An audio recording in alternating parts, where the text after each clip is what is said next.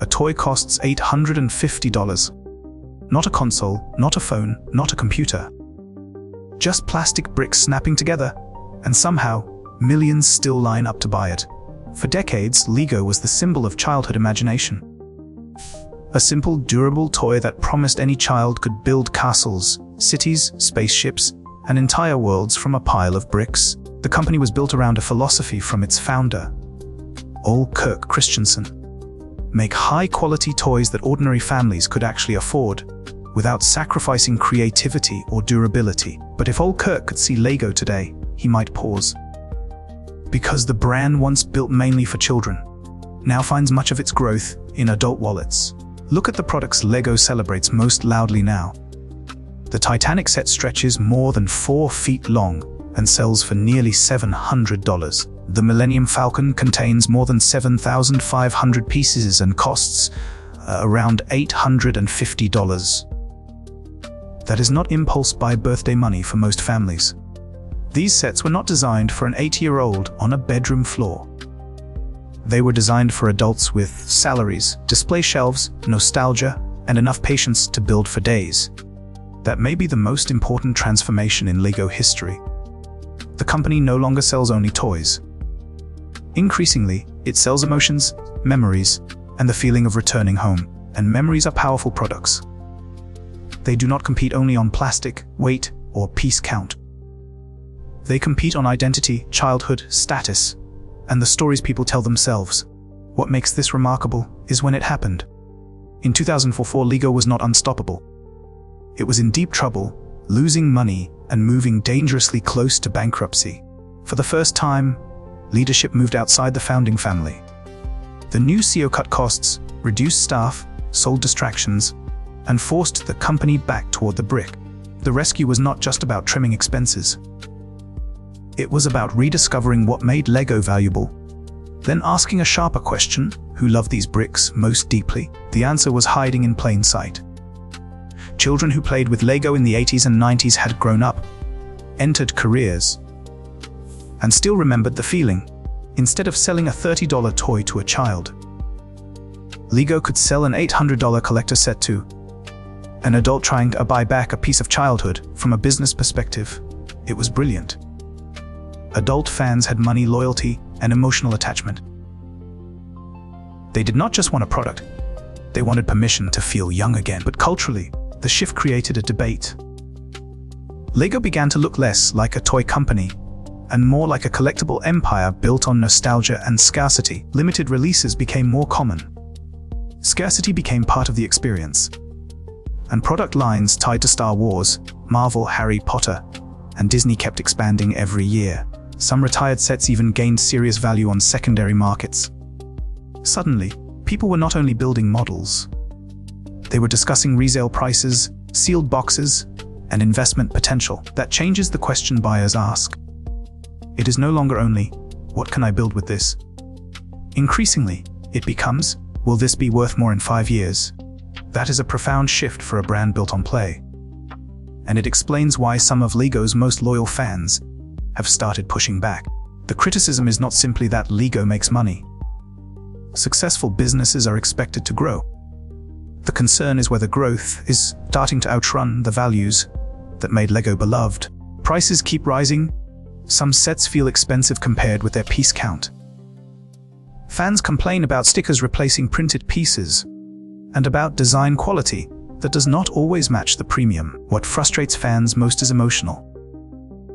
They do not want to feel like premium customers being harvested. They want to feel like members of a community that still matters. This is the paradox every iconic brand eventually faces.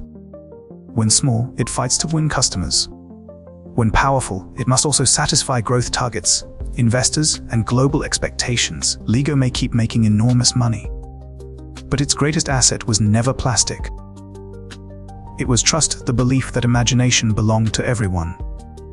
If that disappears, what is Lego really selling? To understand why that trust matters, you have to look beyond the price tag. Lego was never just a product on a shelf. It was a promise about creativity, patience, and possibility. A child could open a box, pour the pieces onto the floor, and feel like nothing was missing. No batteries, no subscription, no screen. Just imagination waiting to become physical. That simplicity gave Lego unusual emotional power. Parents trusted it because it felt educational. Children loved it because it felt limitless. And collectors remember it because it made them feel capable.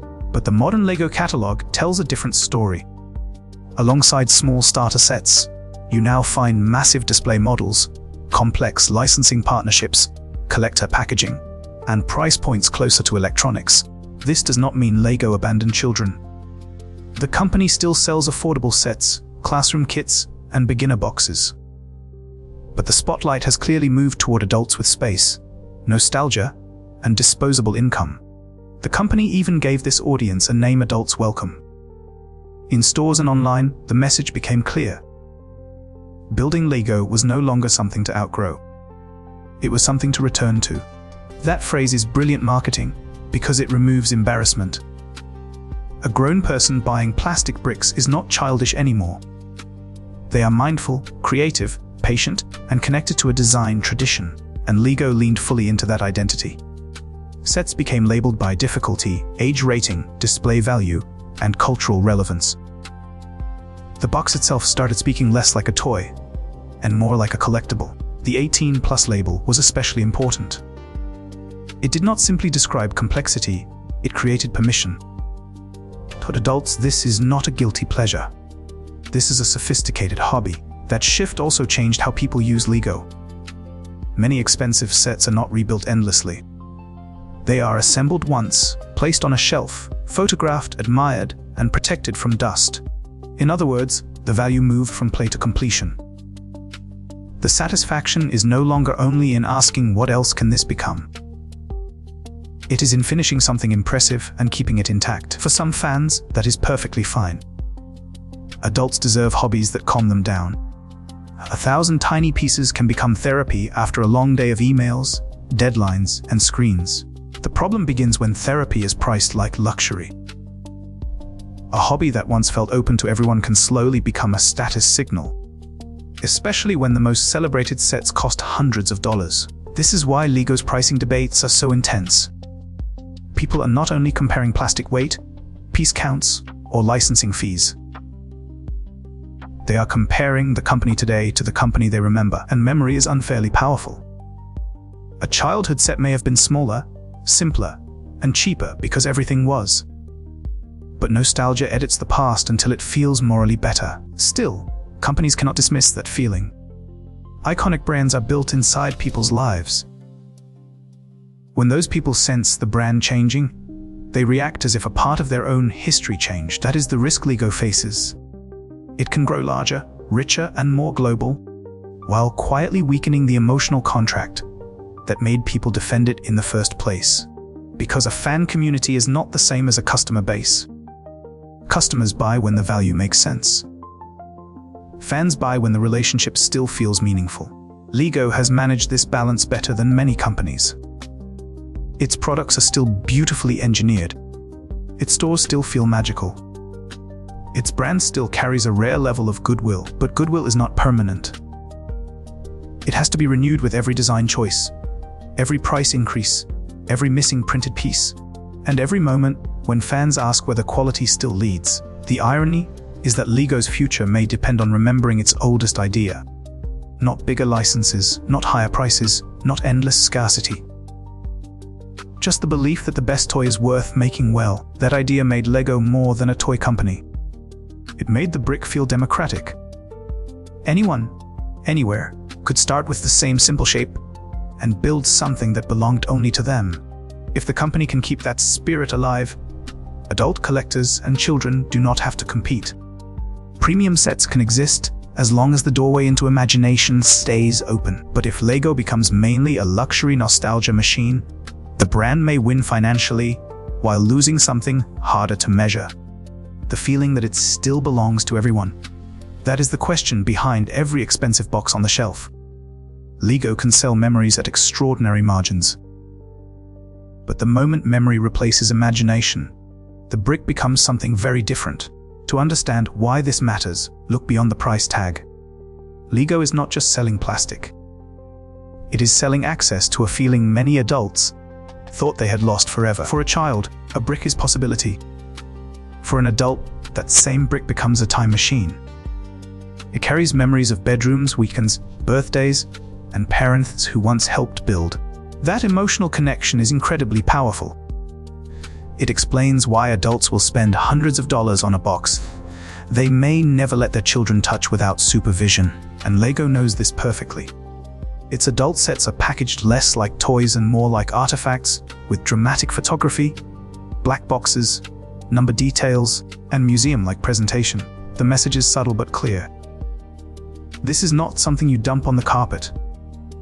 This is something you build carefully, display proudly, and perhaps never take apart. This shift has changed the culture around the brand. Online communities now discuss investment value, retirement dates, sealed boxes, and resale charts with the seriousness of stock analysts. A retired set can become an asset. A sealed box can feel like a portfolio. Suddenly, imagination shares shelf space with speculation, and play becomes tangled with profit. To be fair, LEGO did not invent collectible culture.